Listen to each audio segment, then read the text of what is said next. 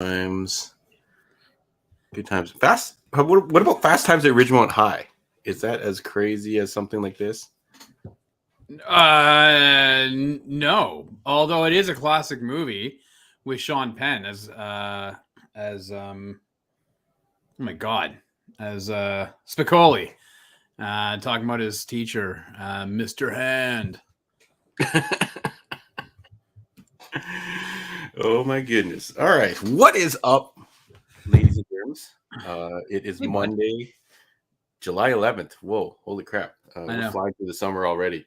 It's absolutely beautiful out this past weekend, Rob. I don't know if you got outside to do anything. No, you want to know why, John? Because I still don't have a liner in my pool. This is brutal. You're. It's not going to get fixed till after the summer. The summer's going to be no. I was told that it'll be tomorrow, so we shall see. So maybe by next week I'll have a pool update. I'll post some photos on the Sidekick Show Facebook page of me literally drowning in the pool with excitement. Or get a skateboard. So folks, thanks for joining. What am I, Christian Slater? Are we gleaming the cube here? Get out of here. Yeah. Anyways, if you are joining us in the replay, we are live every Monday at 8:15 p.m. Eastern Standard Time. So join us in the chat, make fun of us, laugh along with us, give us your suggestions on our movie and the news reactions and all that kinds of fun stuff. So make sure you are subscribed to the channel so you get those notifications if we ever go off schedule and pop on live. Rob, how are you doing today, good sir? I'm good, pal. How are you? I'm hanging in there. Yeah. In there. I've got a list of stuff that I've watched. Look at this guy. This guy got up this so much. So yeah, our new opening for the show is how was your weekend, folks? So hit us, folks, with what you got to get done this weekend. Preferably exciting things, TVs, movies, books. If you read some books, played some games, whatever, a new hobby or something like that. Apparently Rob's got a whole list, and I've got, what did I get to do? I watched Thor review incoming, folks. That was before the weekend. I saw it like Thursday night. Yeah. In the dead of the night. It was a fun time. So shout out to anyone else who saw Thor. Rob, what did you get up to this weekend? Well, let me just say I finished off that Simu Liu book, We Were Dreamers. I finished that off last week. On Sunday. Just as an aside though, John, I started, if you remember last Father's Day, you sent my kids to give to me the Patrick Gleason, Peter Tomasi, Superman Omnibus. I finally decided to get into it on Sunday. Today's Monday. I'm already 30% of the way through. I love this book. So I don't know if you guys have any more copies in the store. I know that it's out of print. Hopefully DC releases a reprint of this because people got to pick this thing up. It's amazing. Okay. Hey, one of the best Superman runs in the last, I want to say almost ever. It was like the most popular. Like for those of you that don't know and are in the comics and aren't in the comic scene, DC has like a number one selling dude, and that dude is Batman. Nothing ever topples him. Nothing seems to get as close to him. Maybe sometimes you throw him on a team, but Superman is probably arguably the most recognizable superhero in the world. Correct me if I'm wrong, Rob. But for some reason, his books don't seem to go. No one seems to want to go, hey, give me some good Superman stuff. So that run that Rob is talking about, Tomasi Gleason run, was really hot. Like everybody, all the people had Batman and Superman on the list, and on rare occasions they would be just reading that Superman, and for some reason they brought it to an end, kind of abruptly. I feel like they could have probably done the run for maybe another year or something like that, and had something really going on for Superman. But that is arguably probably one of the best Superman runs, so definitely check it out. Rob recommends it, and there is a reason why he's recommending it. I love it. Like I said, in the last 2 days, 24 hours, I've blown through 30% of the omnibus already. It's so much fun. I have all the single issues, but yeah, man, it is just such a fun Superman book, and juxtaposed with the X-Men Volume 1 that I read a couple weeks ago, it's so easy to read. So the classic stuff is fun, folks. We've talked about this. The classic stuff is fun, but modern comic books with the writing paired with all amazing art styles is unreal now. So we are living in a really good age where there's some really good stories being told. I'm a big Batman fan. I love that Snyder and Capullo run, but John, it is possible that maybe the Gleason Tomasi Superman run might be I might enjoy that a lot more than that Snyder Capullo run. Oh, all right. I think that's really interesting because that Snyder Capullo run sells like hotcakes. It from the does. job. It goes First crazy. half. Everybody loves it. Yeah. But yeah, maybe we'll do some more comic content coming up, folks. We'll do like maybe a rundown of some of our favorite titles or something like that. Yeah. I think it's overdue. Go on, Rob. What else? So here's what I got to. Okay, so first of all, I saw that somebody in the Lewis, he finished Star Trek: Strange New Worlds. So did I. I watched the finale yesterday. Man, I actually really enjoyed it. This is a great show. If you haven't had an opportunity to check it out, it's on Crave or on Space Channel, and for our friends in the US, it's on Paramount Plus. But Star Trek: Strange New Worlds is so good. Okay, I watched Black Phone last week, John. I saw it on Tuesday. Hey, if you want to see this movie, I recommend seeing it, but you don't need to go to a theater to see it. It's okay. We just got word this afternoon, like late, I guess, early evening. It's actually dropping on video on demand on Friday. So you'll be able to grab it, rent it on demand, and that's probably the best place to watch it. Turn some lights off on a Friday or Saturday night and make some popcorn and watch it. Scott, I know, won't be watching it, but Black Phone, it's okay, but it's not worth your price of admission at a theater. Okay, Hustle, John. I watched the Adam Sandler movie Hustle. It's sick, man. It's a really good movie. I quite enjoyed it. Thor: Love and Thunder, as John said, we've got a review coming up the next couple of days, so keep your notification bells notified. Yeah. Minions, John. Yeah, hold on before you go on. For Hustle, you've also seen Uncut Gems, correct? I did. Yeah, which do you like better? I think Adam Sandler did a really good job in Uncut Gems, but I feel that for me, I would probably never watch that again, whereas I would watch Hustle again. Thor: Love and Thunder I saw on the weekend, and Minions. I took my kids yesterday to go see Minions. I heard it is terrible, but I did see people coming out when I was going in to see Thor. I saw kids coming out dressed as Minions, which is the coolest thing ever. Like, that's awesome for them. I will say that it takes place in like the late 70s, so people of my vintage, John, would get a lot of those pop culture. I was laughing a lot because of the really kind of cool musical cues and visual cues from the 70s. But people who probably had kids who are in their 30s themselves will have like no clue what's happening. In terms of television, John, I watched the Terminal List, all 8 episodes. Good for you, buddy. I was gonna say we should discuss this, and like this show, I couldn't do it, so I'm interested to hear what you overall thought about it. But this is the Chris Pratt kind of like military badass kind of dude. But I felt they weren't giving us enough information, and I got 3 episodes in, and I didn't quite know who to root for. There's kind of like a mystery element, like is this guy suffering from some type of PTSD or something like that? And I couldn't get into it, and I was like, why am I forcing myself to watch this? And I feel like I wanted to go to one of my other shows that I do enjoy. So how did you feel overall completing the Terminal List? I felt the journey was worth the what's the saying? The journey, is worth the destination. Like at the end of the day, I was satisfied with it. It was like, all right, cool. But it is a bit of a slog in certain times. But the back half of the season really picks up in its action. I'll tell you this, John. It reminded me a lot of Punisher, and I kind of wish that the Marvel MCU, the Marvel Netflix Punisher series, were just as violent as this movie, as this TV series. Because I was like, I think I would have enjoyed those Punisher shows a hell of a lot more if they had even like a tenth of the action and violence in this movie TV series. So you know what? It's worth your time. It is a bit of a slog, as you said to me in a text message. Like the pacing is atrocious. Like right off the bat. It is a hard watch to get through, but it feels like it should have been a movie instead. Probably they could have nailed that a little nicer in a movie. You know what? It's 8 episodes. I think you probably could have dropped it down to 5, right? You could have dropped it down to 5, and it would have been really good. Because I will say, from episodes 5 to 8, they're bangers. So you're definitely going to want to watch that if you do. And Umbrella Academy season 3, I started it and finished it. Man, so good. Love it. Yeah. I watched a little bit more of episode 1. I'm the slowest watcher ever, apparently. But imagine if a lot of things in life, Rob, could be settled with a dance off. How wonderful would the world be if all you had to do was a "you got served" style dance off if you had some type of disagreement? I would be like Dante in our movie tonight. I would have 2 left feet and have no ability to. I would look to my partner, hopefully it's Rosario Dawson, and say, "Please win this battle for me, please." Is it something? I'm trying to picture something at your wedding. Maybe is it like a Mark Madsen situation or? Who the hell's Mark? Remember that guy from the Lakers? What guy in the Lakers when they win? Look at all the stuff in my background. You're asking me for sports and for references. Touche. Well played. So that's all I got up to, John. I watched a hell of a ton of shit, man. I saw somebody in here. I think it was Scott said he hasn't gotten a chance to, or he's watched The Boys. That is next on my list. Now that The Boys is over, I'm diving into that.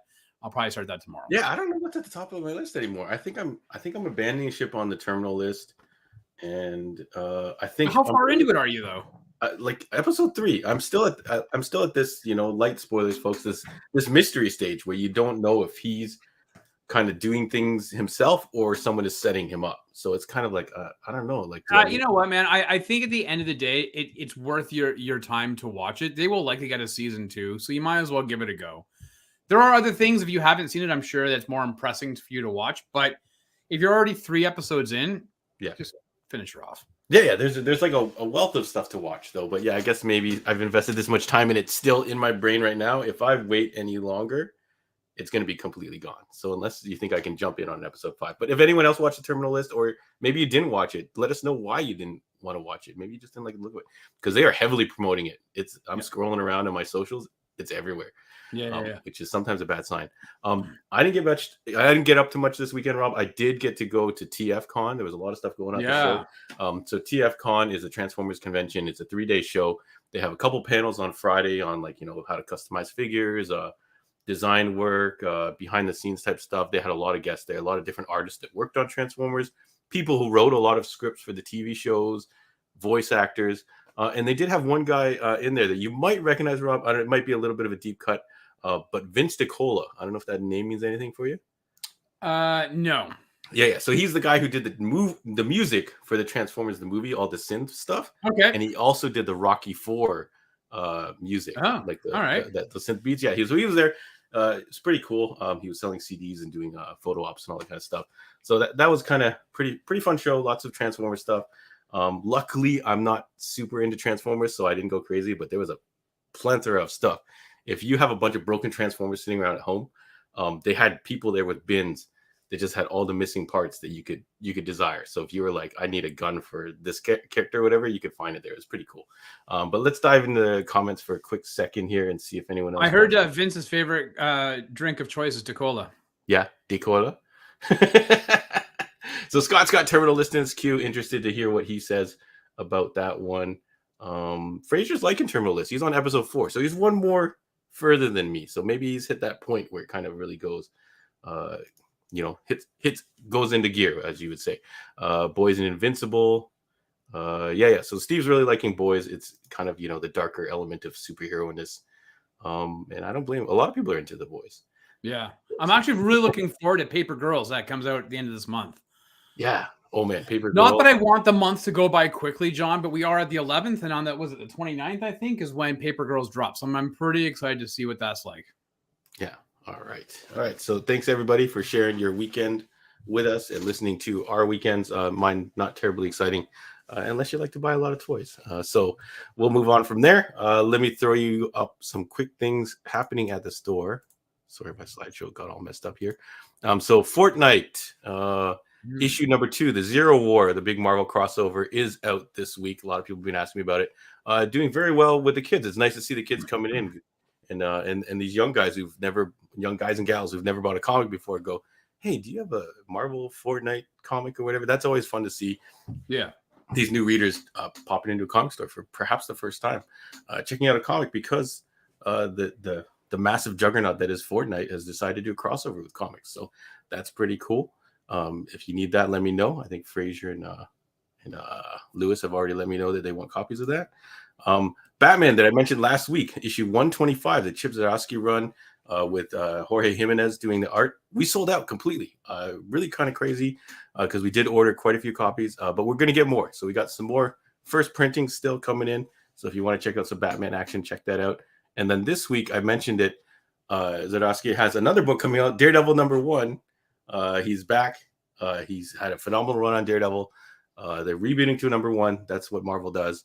But this is going to be a great spot for new readers to jump on. And he's done a wicked job with Daredevil.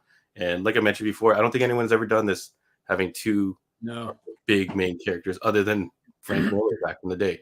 So definitely come check that out if you. But did he have them running in succession, John? Did he have them doing both Marvel and DC at the same time? Like, I can't think of anybody that had like it. I guess it was one thing if you had a couple of issues in the can, and then you jumped to the competitor, they would still run off those last two issues.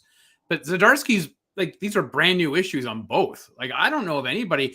I've seen people do like DC or Marvel plus Image, right? We've seen that, but not the big two. Yeah. So it's interesting that he's not on any type of exclusive contract, which we saw a lot of that type of stuff happening when you'd see a writer writing a major book for one publisher. That was it. They were associated and affiliated with that publisher. So yeah, definitely check it out. Comics are great. Rob was talking at the top of the show about how he's catching up on comics with the internet outage and all that kind of stuff. It's fun to have something low tech to turn to. So thanks everybody for checking that out. And let me kick it to Rob for Z News. Oh boy. Is it a big day? Is it a big day? It was a big day, but I decided to only pull some of it, John. Scott asked if I was dipping into the Rockies. I am.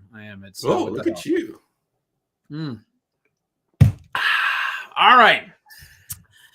Hey, John. Hey. Remember your favorite TV show of 2021? Remember what it was? Was it? I don't know. Well, it was Hawkeye. Yeah. Hawkeye, yes. 10 out of 10. Hawkeye. And if you remember, the show introduced Alaqua Cox as Maya Lopez, who, as you may or may not know, has her own spin-off show called Echo. Well, the internet went wild, as the internet does, last week, John, when news hit that Charlie Cox would be in the new Echo TV show playing Matt Murdock and what we assume will also be Daredevil. Joining Cox will be Vincent D'Onofrio, back as Wilson Fisk. Now, we saw him briefly in the Hawkeye series. This still that John has is from that last episode in Hawkeye. So, of course, this is all unconfirmed. What's that? Yeah, he had the Hawaiian shirt, he had the hat, the fedora. Yeah. This is all unconfirmed by Marvel and Disney. But I think this is true. If that wasn't enough, John, apparently part of the plot of Echo is that Matt Murdock is trying to find a former associate of his, and that would be none other than Jessica Jones. Oh. So, John, we've talked about the Netflix Marvel shows and wondered whether the stars of those shows would carry over to the Disney Plus shows. Obviously, we see Fisk and D'Onofrio and Charlie Cox with his Matt Murdock. Are you stoked for Daredevil to make his return into the MCU proper? I think so. Yeah, the Daredevil seasons easily, almost undebatably so, were the highlight of the Netflix run. So to have him back as Daredevil, and sure, you got to bring Kingpin back, I guess, and explain what exactly happened at the end. But the introduction of Jessica Jones, do you think they're going to bring back what was her name, Christian Ritter? Yeah, they might. I think the only person they won't bring back will be Finn Jones as You never know. I'm fairly certain. I know Christian Ritter. I was never sold on the casting, but you know what? I never really gave the show a chance. So if she did a good job later on, then that's awesome. I was a huge fan of Bendis's run on Alias, aka the Jessica Jones comic, one of my all-time favorite Marvel comics. And for some reason, I just wasn't down with that casting, so I brought in a little bit of baggage there. But you know what? If you all say she was did the role well, or she's a talented actress, then sure, bring her on in this other show, and I'll definitely watch this other show. I had no connection to the character going in, so I was just watching it for what it was. Whatever. It was an okay show. All right. Speaking of the MCU, John, the Hollywood Reporter has a scoop on the future of Captain America. Julius Ona, known for the 2018 thriller The Cloverfield Paradox, has been tapped to direct Captain America 4, starring Anthony Mack in the title role. This is the director, Julius Ona, right here. Malcolm Spellman is the creator and head writer of Falcon and the Winter Soldier, and he's currently writing the script. No plot details are known at this time, but John, with San Diego Comic-Con just like a week away, I suspect, and we know Marvel is going to have a massive presence in Hall H, I suspect that we're going to have a lot more info on this and other MCU projects. But for now, are you pretty stoked to see Anthony Mack get his own Captain America movie? Yes, 100%. I thought he was one of my favorite things about the Disney Plus shows, that Falcon and Winter Soldier show. I know Sebastian Stan, right? He Yeah. did an amazing job reprising his role as Winter Soldier, but I thought Mackie really excelled in playing this new kind of version of the Falcon. And I did actually at the Transformers Con, I bought not Transformers, I actually bought a Sam Wilson Captain America figure. Who goes to a Transformers Con and buys a Captain America figure? This guy here. So yeah, 100% a big fan of this character. So I'm looking forward to seeing him and the actor. I think he represents the role quite well. Yeah. Cool. Hey, John, remember this year when you saw Morbius and you thought it was the best of the Sony Spider-Verse movies? No. Well, Marvel Studios president Kevin Feige is rumored to have warned Sony about their plans for the Spider-Man movies and spin-offs, and essentially to not replicate what they've done in the MCU. Supposedly, Feige has told Sony to slow down on their plans and rollouts for their movies. But based on what Sony has in production, Venom 3, Kraven the Hunter, who may not be a hunter, but more of an animal lover, Madam Web, as well as Spider-Woman, it appears as though Sony just is not listening to the warnings given by Kevin. So, John, is he right? Is Kevin right about this? Or do you think Sony is fine to go ahead with their plans of mining and milking the Spider-Verse characters? After seeing Morbius, I have absolutely no faith in what Sony can do. Like if you guys watched it, whatever, spoiler alert if you want to watch this terrible movie. But what they tried to stitch together at the end and turn it into this, what Marvel's doing was felt very like not earned, felt very tacky, very basically trailer bait, if that's a term or whatever. I think like, yeah, they're not they see the idea, but I think they're not able to like, it's like it's like a cheap knockoff. They're just kind of like copying the big points, but they're not earning the steps there. So yeah, 100% they should slow down. Rob, are you down with this? I know you haven't reviewed any of, like, even the Venom movies, which I actually did rate a little decently higher. You didn't like any of those either. No. I didn't mind Venom 1, Venom 2, I thought was a pant load. Listen,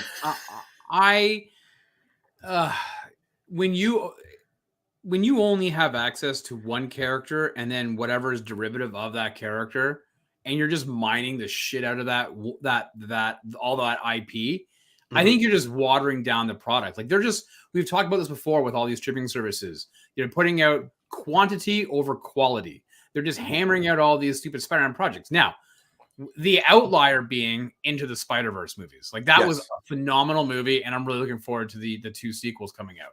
But for the rest of them, I'm sorry, they keep dropping Madam Web castings. I'm not talking about it here because I don't think anybody really gives a shit.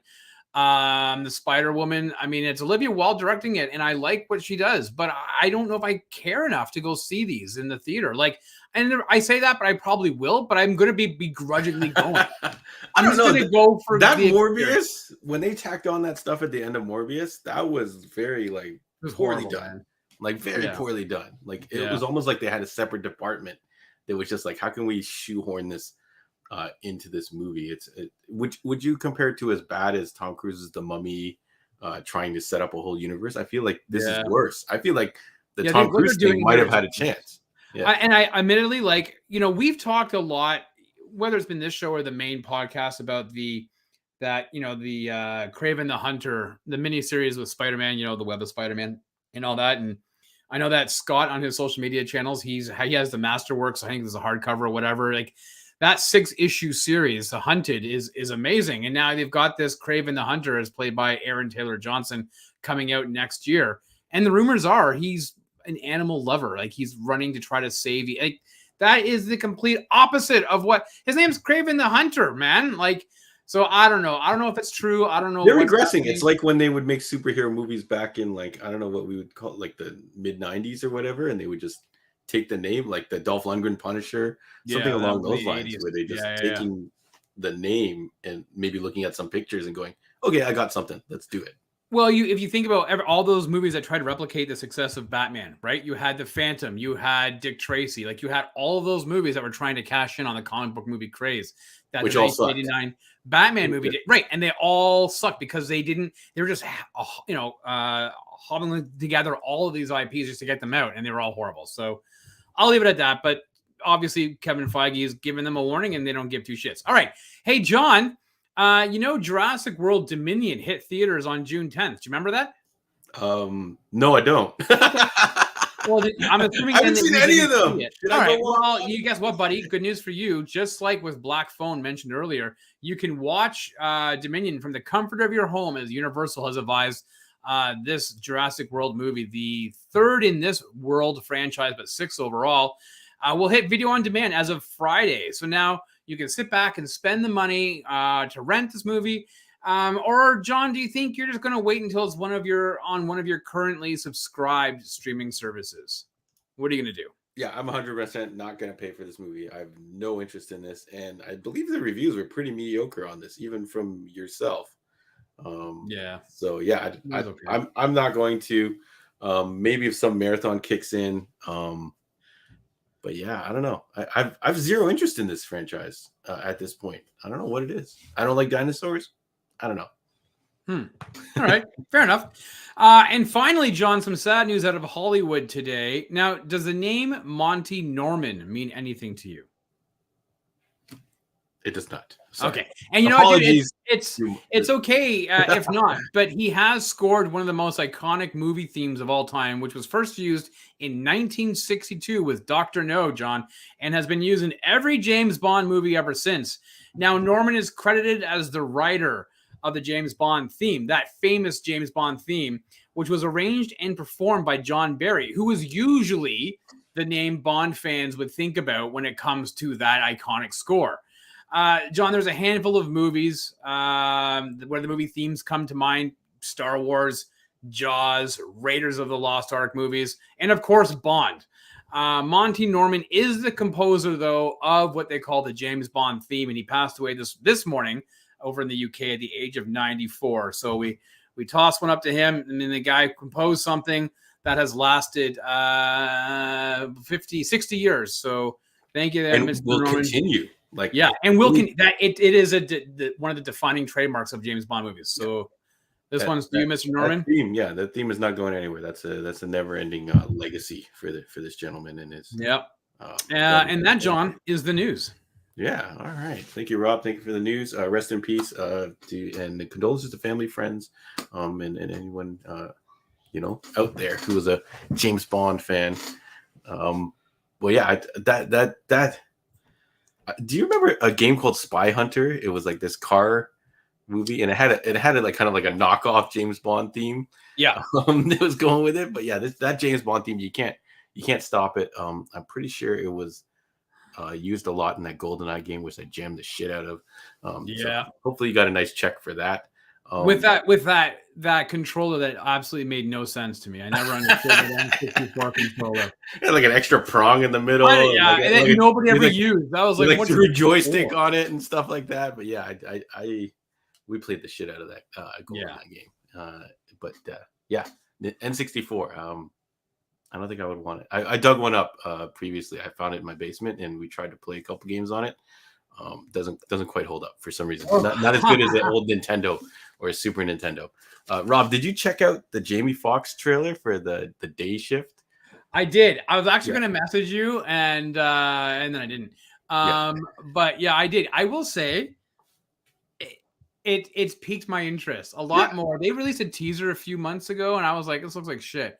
This trailer looks sick, man. Like I'm gonna watch this. I'm sure it's a horrible movie.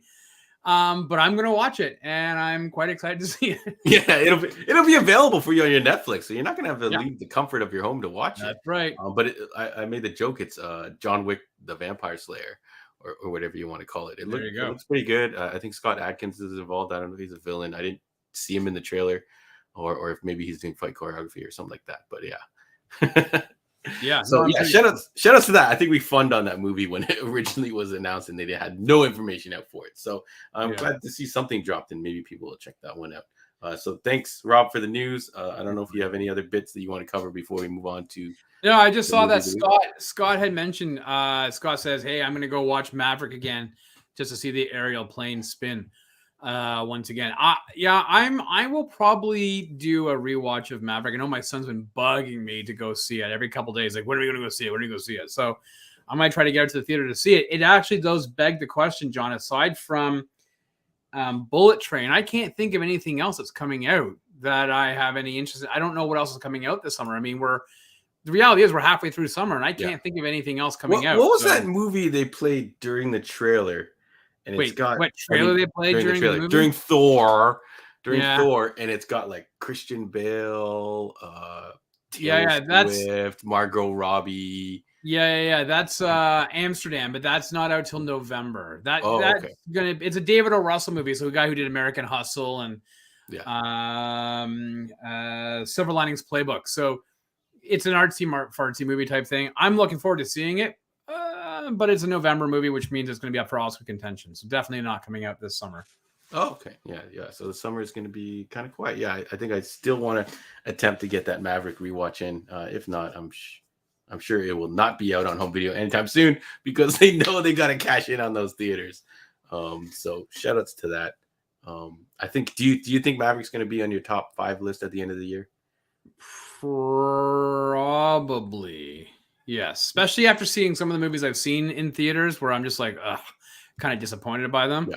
I think it's going to be very easily for that one to make a top 5. Yeah. Out of everything that I can remember that we saw this year so far, it hasn't moved from my number 1 spot. So we'll see if it stays that way. So yeah, I think it might be in my number 1 as well. I've only seen it once. I will say Batman's up there for me, but in comparison to Doctor Strange and some of the other ones I've seen in theaters, it hasn't. There's been more meh than there's been awesome, right? There's only been a few awesomes. So yeah. I feel like there's a lot of movies where you walk out and you're kind of like, it was okay. Anyways, we're gonna jump to our movie. Thank you everybody for tuning in. Thanks for watching this movie with us, or at least reminiscing this movie. So this movie came up because why, Rob? The trailer for the third one dropped. Yeah, so last week we were talking about the trailer for the third one had dropped. We were just kind of chatting at the beginning of the show. And then some people said I hadn't, like Scott, yourself, and somebody else that they had never seen. They didn't even know there was a Clerks 2. And so we were like, hey, we should just rewatch that. And because it's on Prime up in Canada. And so that's kind of that was the impetus. And then by the end of the show, people were like, yeah, let's rewatch or watch Clerks 2. So I'm hoping that people got a chance to see it. I know that Lewis was late to the game. He was watching it this afternoon. And I think Scott just finished it like just probably before this show. So I'm wondering if everybody had a chance to check it out. I've watched it, John, just so you know, this week. I watched Clerks. I went back and watched the original Clerks. I love that movie, but it's been a very long time. I watched it twice, and I watched this one 3 times this week, including today when I was working. I had it on, and I had to turn it off because I was getting too distracted because I was killing myself laughing. And in fact, I said to John before we went on, I was like, hey, man, if you have like a bunch of little kids coming up into your store and they're like, hey, mister, how much for this Pokemon cards? I want you to be like, $15, little man. Put that shit in my hand. And John was like, you know, the little kids are going to be like, what the F are you talking about? Oh, man. Was this movie well received when it came out at the time, Rob? Do you remember? Yeah, it was better received by audience than it was by critics. There was one critic. It's Jerry Siegel, I think is his name. Anyways, he was a guy that was on ABC. You would have recognized him, a bit of a heavier set guy with a mustache and Jerry something. Anyways, he famously walked out and apparently was cursing and swearing during the press screening. Kevin Smith ripped him a new one online and in some interviews, and eventually they ended up having a sit-down chat. He didn't like what was going on with the Donkey Show, and he was like, I'm out. So, so at any rate, that, you know, so some critics thought it was vulgar, and others thought it was pushing the boundaries of comedy. Some thought, hey, you're not really capturing the essence of what the first one was, and the others were like, it's kind of a return to form for Smith at the time. So but audiences loved it. So I've got a breakdown for you, bud. Yeah. Whoa, Lewis, that is so rude. Rob is no Jason Mewes. Gord says, please don't ever do that again, Rob. You need the hat, and you need to grow your hair out. I think you're not committing to it enough. No, that's true. All right, everybody, here we go. Clerks 2, writer-director Kevin Smith helped define the Generation X crowd, which is me, and I think you, John, with Clerks in 1994. And 12 years later, he brought those characters out of retirement with Clerks 2, which was released July 21st, 2006. Brian O'Halloran and Jeff Anderson reprised their roles as Dante and Randall, respectively. Also returning Jason Mewes and Kevin Smith himself as Jay and Silent Bob, the only two characters that have traversed the View Askew-universe of Smith's movies. One could say he helped kind of usher in the cinematic multiverse, John, in movies. Joining them in this sequel is Trevor Furman as Elias and the amazing Rosario Dawson as Becky. The original Clerks had us spending the day with Dante and Randall as they clerked the Quick Stop convenience store in RST Video. In Clerks 2, Quick Stop has sustained a fire, and we find our clerky heroes working for Movies, a made-up fast food joint that has now been turned into a pop-up burger joints throughout North America, John. Oh, really now? Yes. Kevin Smith is always promoting going to Movies, pop-up joints. You can get. There was one in Toronto. I was going to Uber Eats it over, but then I thought it's going to take way too long, and the burger's going to taste like shit by that point, and it gets to me. But there are Movies joints out there. The movie had reported budget of $5 million and brought in $27 million at the box office, John. While critics did find humor in the movie, they agreed that this movie was a pale comparison to the original and wondered why a sequel was ever needed. And it currently sits at 63% on Rotten Tomatoes. However, audiences disagreed with the critics, as evidenced by its higher 84% rating. So, John, as we sit here, we are two former video store clerks ourselves. And I think we can probably relate to a number of the situations that the original Clerks had showcased. Now, do you find Clerks 2 to be a worthy comedic successor, or do you find the donkey show scene to be too embarrassingly exciting for you to admit? So, John, we're talking Clerks 2. The donkey show. Oh, my God. All right. So this movie, unfortunately, I didn't watch it at the time of its release. So a lot of these things that happen in it are very rooted in the whatever the decade is that came out. What did you say the year of this movie again? I don't remember. 2006. Yeah, 2006. Okay, I would have actually guessed a little bit earlier. But yeah, overall, it's not a bad movie. I was kind of funning on Rob that this is some white boy shit, which I think is in some of the reviews for this movie, that it got too much to that thing. And I was very much into that genre. So if you guys are old school, Jackass fans, or I don't remember what that band Mark Jarrett thing was, CKY or whatever, that those video cassettes that you had to get up and they were just pulling pranks on each other and stuff like that. Like the Jerky Boys? No, it wasn't Jerky Boys. It was like it was like skateboarders would do these kind of Jackass type things. And they did a whole bunch of those videos, and I don't know how my friend obtained them, but for some reason he got them and we watched them and we all laughed. So I think if I watched this at the time of its release, I think I definitely would have had a better time. But overall, there was no point in the movie where I was like, I'm going to walk out. Although, what did the guy call it? They call it bestiality, but the guy calls it interspecies erotica. Where I was like, oh my God, I had to make sure, I was like, I got to make sure no one walks in on me watching this movie, because it's going to look really bad. But that scene is pretty funny, how everyone just can't look away. Can't stop looking. Yeah, even Rosario Dawson's character is like, I got to go back inside for a second. So shout outs to that. But overall, yeah, the movie's fun for this type of movie. Type of humor. It's a genre in itself. So I think it's pretty fun. Yeah. Kinky Kelly and the sexy stuff. That's it. Yeah, sexy stud. Yeah. So Gord, I knew Gord would know what I'm talking about. CKY. Yeah. I don't know how my friend got copies of this tape, but we were watching those in the basement with all our buddies. The early stages of YouTube, which was A fun time, folks. Maybe we'll have to do a reminisce of that one day. Rob, let's get to you. What you thought of this movie? You watched it 3 times in a row this week, and then maybe I'll throw some random notes that I jotted down during this movie to help you remember. Even though I'm good. I love it. I will say that Gordon said Jay and Silent Barb aren't the only 2 characters that cross the movies. What about cameos from Ben Affleck? Okay, this movie does have cameos from, but they don't play the same characters. Only was except for in Jay and Silent Bob Strike Back. Ben Affleck and Matt Damon kind of did a mockery of their characters that they played in Dogma, but for the most part, generally only Jay and Silent Bob have traversed the multiverse. They're the same characters for the most part. Most of them don't really make a return unless it's like a sequel. Yeah, people love those guys. I used to sell action figures for them like crazy.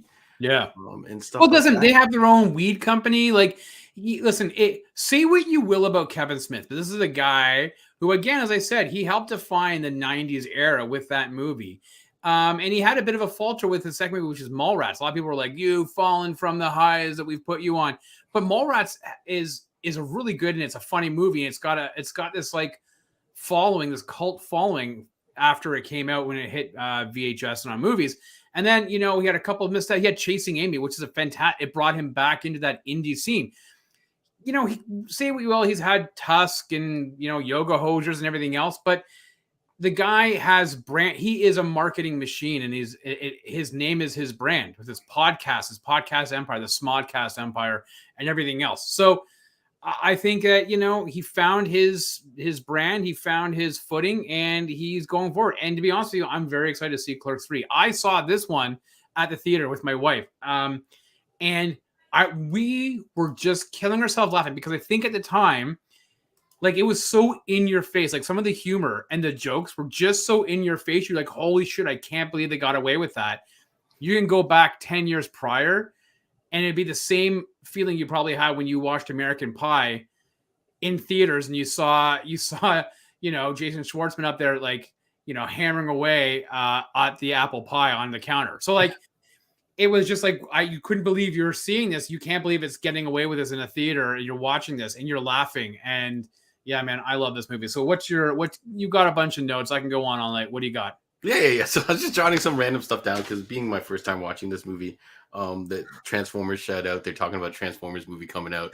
That was pretty funny. That's my way to possibly sneak in if we're taking movies in for later. I still want to do a Transformers Michael Bay rewatch.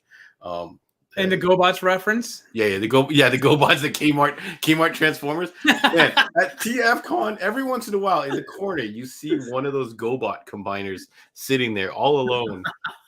And man, if you ever get into collecting vintage Transformers, it's not cheap. You want to buy an old, say, for example, a Sunstreaker or something like that.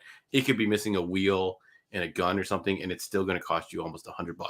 Whereas a GoBot, you could buy a whole set for like $20-$30 at these shows, which is pretty funny. And they'll all be like mint condition. You can get the base for them that walks around. So that's the GoBots. I did want to bring up Star Wars versus Lord of the Rings. I don't think I ever witnessed anyone ever arguing about these two trilogies. And I've heard a lot of arguments in the store, but I don't think anyone's ever made this comparison of Star Wars and Lord of the Rings. Rob, have you ever come across that? I think like it seemed familiar to me where I think like some of my friends, like I would talk about it but Dante says there's only one true trilogy, but listen, we also grew up at the time of the Godfather trilogy and this and that, but I guess he's right. Really at that point, there was, aside from the Godfather, there was really no other trilogies per se. Right. So, I thought it was funny, it was something that I would have those conversations with friends.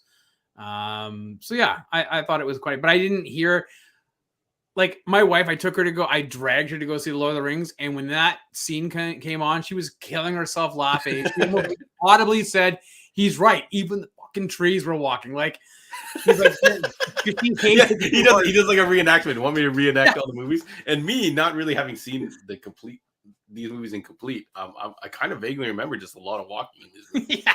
So, and the end, Lord of the Rings Part 3.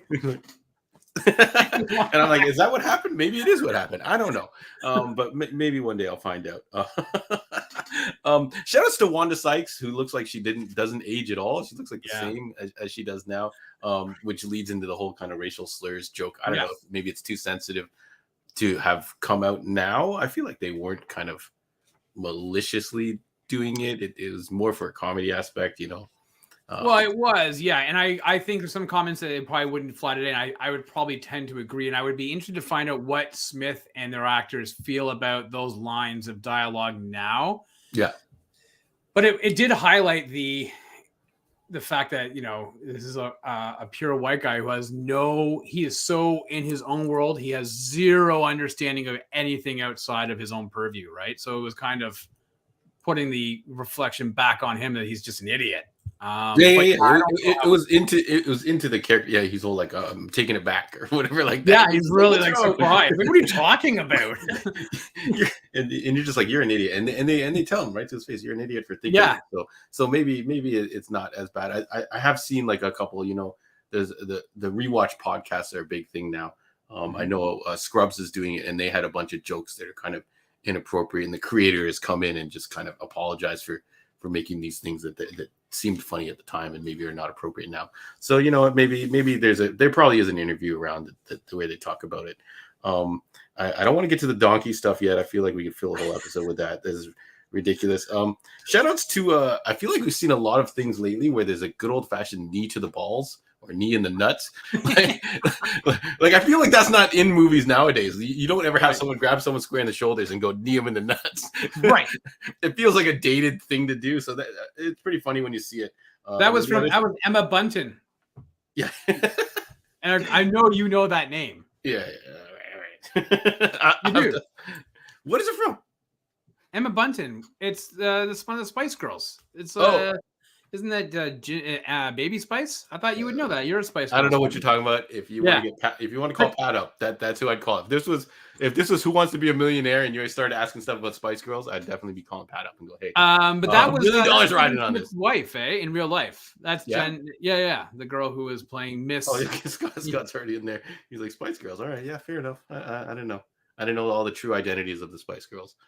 I didn't need to know their identity. I just looked at them. Yeah. I did get mad at the idea of how many hours are in this guy's day. So me and you, Rob, and shout out to anyone else who's worked retail. No way they would have enough time to do all these things in one day. They leave in the middle of the shift to go goat karting, and then they come back and there's like a rush hour, and then Dante leaves to like chase Rosario Dawson's character down for like a good hour. Right. It's like, how much time do these guys, they go on the roof and they dance and stuff like that? So I'm like, what the hell's going on? So shout outs to that. Any kind of thing. I got a couple jokes that kind of like stuck out in my mind, Rob, but do you have anything you want to cover before? No, go ahead, man. Go ahead. Okay, like I said, I'm over the moon with this movie. I love it. So one of the jokes is like, I think one of Kevin Smith's things is, or whoever he chooses to act, they're really good with the dialogue, I think, in the movies, right? They kind of have like there's one point where it's Dante and Rosario. I don't know what Rosario Dawson's character was. Becky, right? Yeah, Becky. They're talking, and then she comes in and she's like asking about his wife, and he's like, Did I miss the middle of a conversation and we didn't get to finish? Like just the way he said it, that was really, really funny. I don't know why I thought that was so funny. And then there's another joke later on where he talks about we took criminology together. Right. And I think like I'm pretty sure when I was going through my course syllabus and I saw criminology, and I think for some reason it didn't fit in my timetable, but I feel like everyone at least had it as one of their electives at some point, which I thought was hilarious. And it turns out it's one of the most popular genres in like podcasting and all that kind of stuff, which is hilarious. But it was so funny because we took criminology for what? Do we think we're going to be Batman? It's like, are you going to be like a CSI crime investigator? But it was there. I'm pretty sure everyone remembers reading that summary on your course syllabus and like, electives. I need 3 of these. Criminology. That sounds pretty good.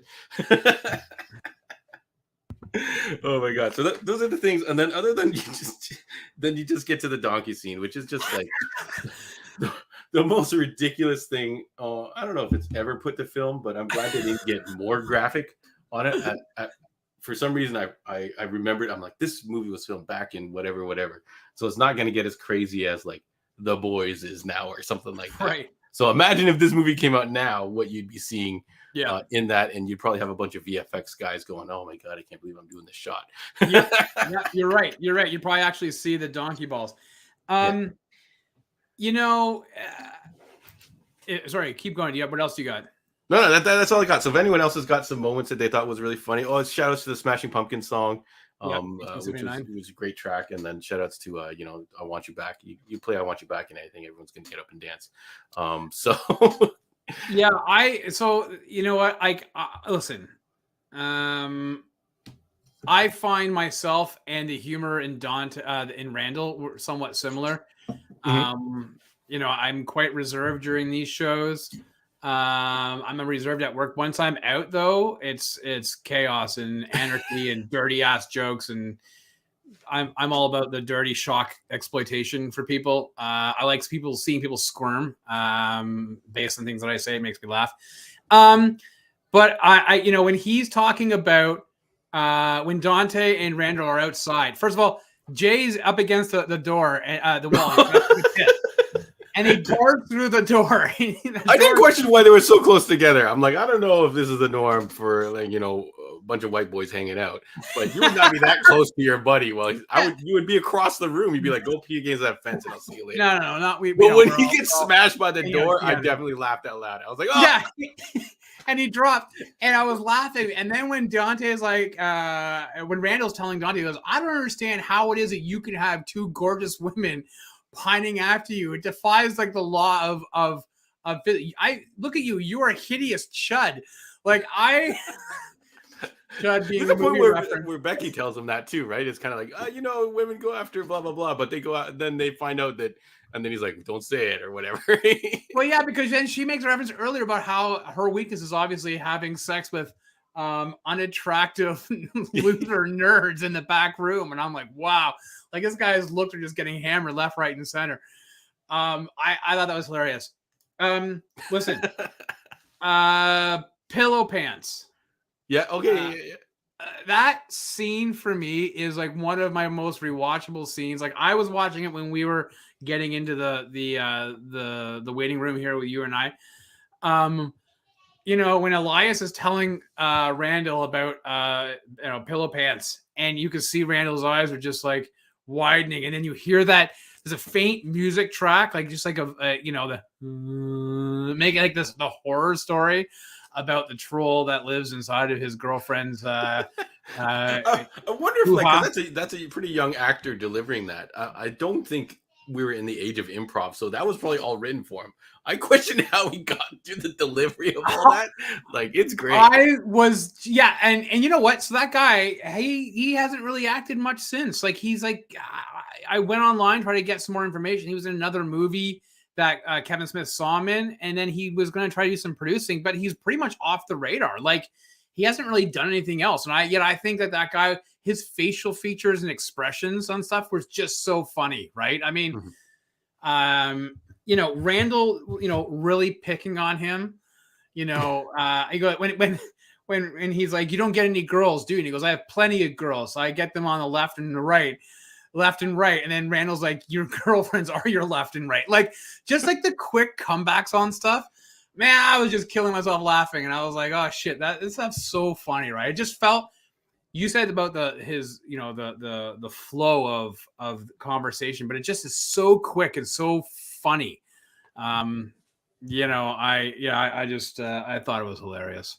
Yeah, as far as a representation of kind of like guys busting each other's chops, I think it was decent. It's decently accurate. Maybe I think the only character that's over top is his friend. Dante's friend. I forgot what his name is. Randall. Randall. I think he's the only, he kind of like goes over a little too far sometimes, or you can kind of tell he's reading a line, and it's not coming as naturally to him as I guess some of the other guys. But yeah, really? Yeah, I feel like for some reason if I had to pick a weakest link out of all of them, it would be him. Yeah, Randall. Yeah. I feel like he was better in the first one, way better in the first one. I think. Yeah.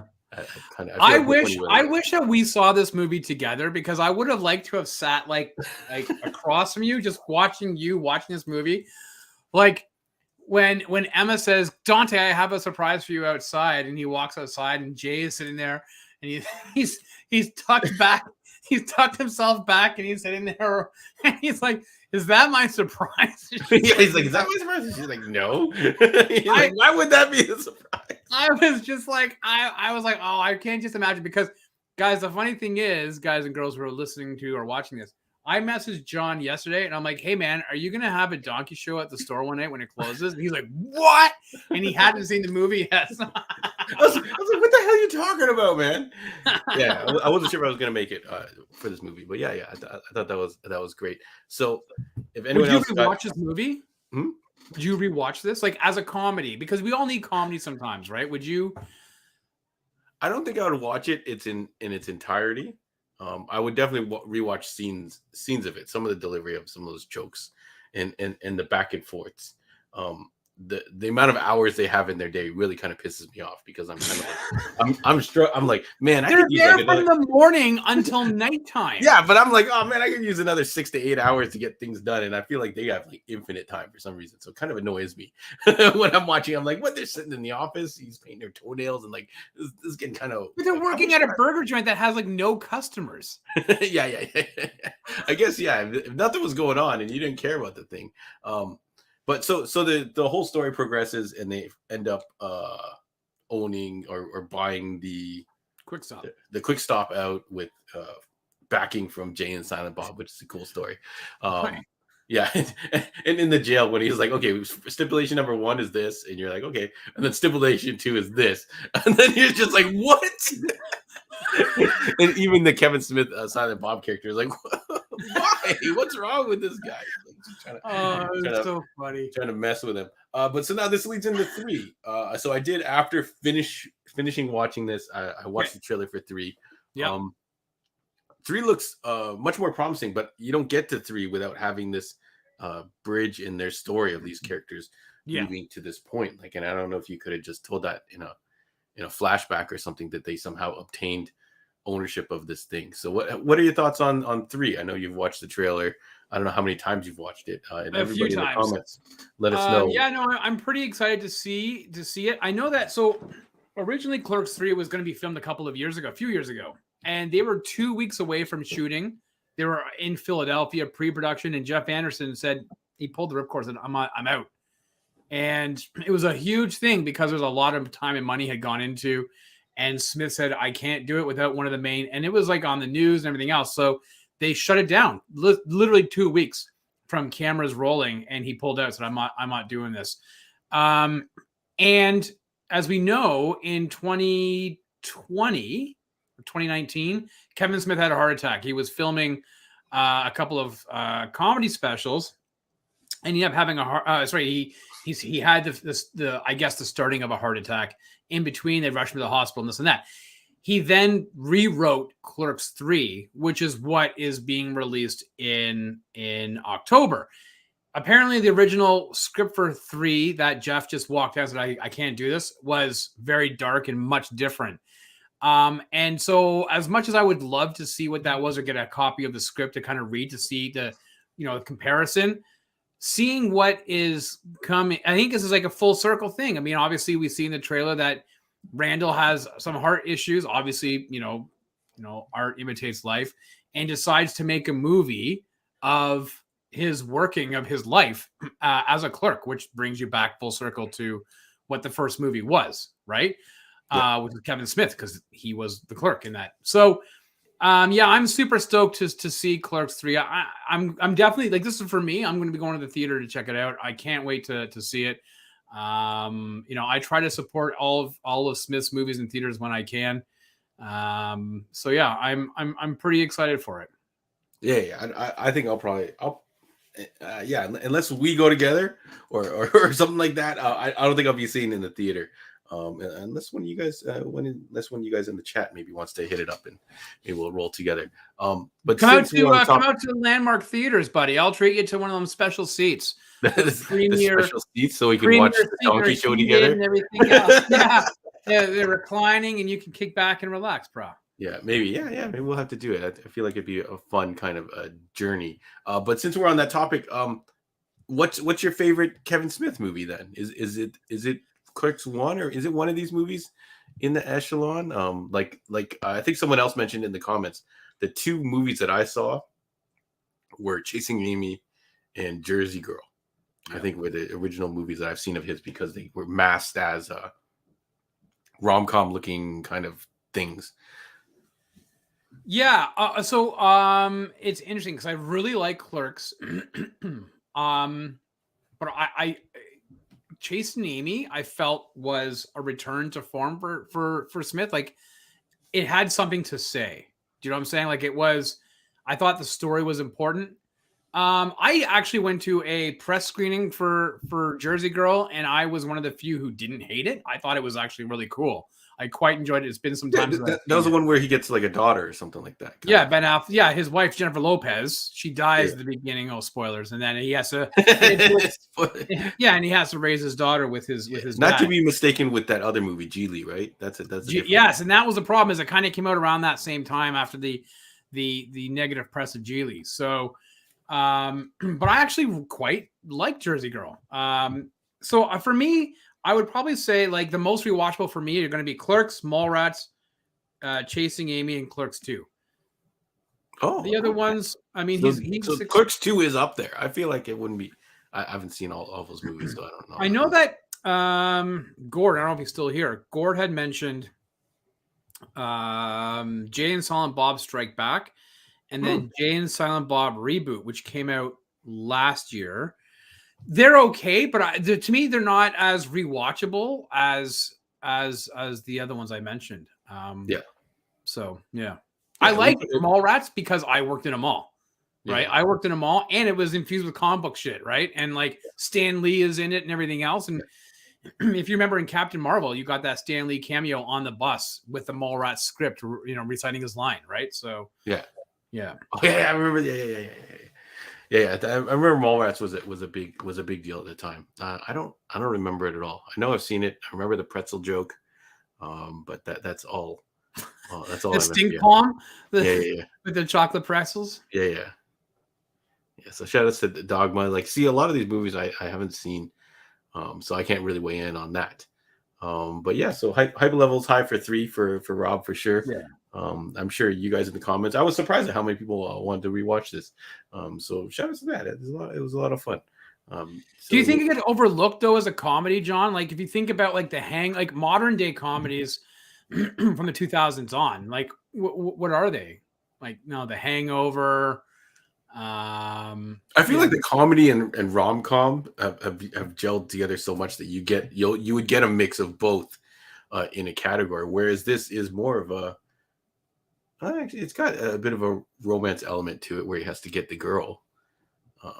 But it's more raunchy humor than it is anything else. Yeah, but I feel like the raunchy humor is not as crazy as something like an American Pie or something. Like, I don't know. I haven't watched some of those teen movies in a while. But I feel like this is a movie that's your genre. Yeah. but I feel like this is a movie that you can watch and it has a pretty decently put together, because some of those movies are just like slapped together and then it doesn't really go anywhere and they just do jokes for the sake of jokes. Yeah. So yeah. Anyways, thanks for sticking with us. Thanks for rewatching Clerks 2 with us. So we'll to be continued. Clerks 3. We'll see how we get on there. I don't know if we have a plan for next week yet, Rob. What are you thinking? I think we might have to come back to that one. Yeah, we actually usually talk about it a day or sometimes even a few hours before this show, and we actually didn't connect because I didn't want to interrupt your Clerks watching. I finished it relatively early in the day, so I snuck in that 20 minutes beforehand to get the other one.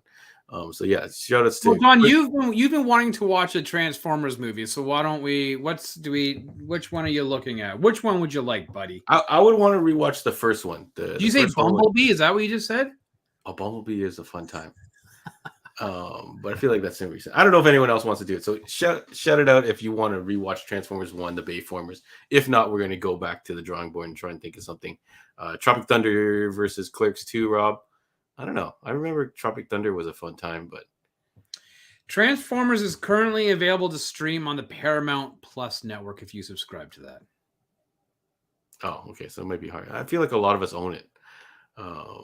Lewis might own it on HD DVD if he can find a working HD DVD player. Does anybody want to watch Weekend at Bernie's? What's it streaming on? You keep bringing up Weekend at Bernie's. I don't know. It's a fun summer movie, man. I just like that movie. I don't know. All-time favorite. I feel like summer's running out, so I feel like maybe we should do a summer movie. And I feel like for me, Transformers is one of those summer blockbusters. Sure, but maybe we can go back in time to something more vintage, like a Weekend. Oh, we can do Transformers. That's fine. But what else would qualify?